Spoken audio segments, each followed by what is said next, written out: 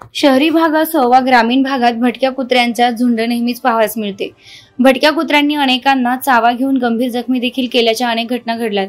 मात्र नाशिकच्या दिंडोरी तालुक्यातील वणी गावात अज्ञातांनी भटक्या कुत्र्याला मारहाण करीत डोळे फोडल्याची घटना समोर आली असून नेमकी काय घटना घडली हे व्हिडिओच्या माध्यमातून पाहूया। मोकाट कुत्रा भुंकतो म्हणून 4 ते 5 अज्ञात व्यक्तीने कुत्र्याचे चक्क डोळे फोडून काठीने अमानुष मारहाण केल्याची घटना नाशिकच्या दिंडोरी तालुक्यातील वणीमध्ये समोर आली। मारहाणीत कुत्र्याचे डोळे काढण्यात आले व पायाला आणि इतर ठिकाणी गंभीर फ्रॅक्चर करण्यात आलं।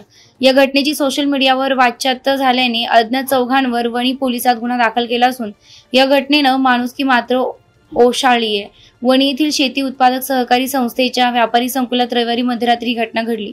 परिसरातील 4 ते 5 अज्ञात व्यक्तींनी रस्त्यावरीलच एका भटक्या कुत्र्यासोबत भयंकर कृत्य केलं।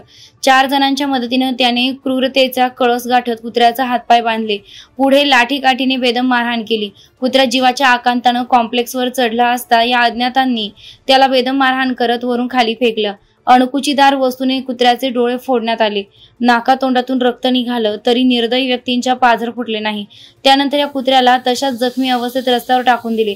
दरम्यान परिसरातील पशुप्रेमींनी जखमी कुत्र्यास पशुवैद्यकीय अधिकाऱ्यांच्या मदतीने उपचार केले असले तरी भटक्या कुत्र्यांना आवर घालण्यासाठी शासन काय पाऊल उचलते याकडे सर्वांचं लक्ष लागलेलं आहे।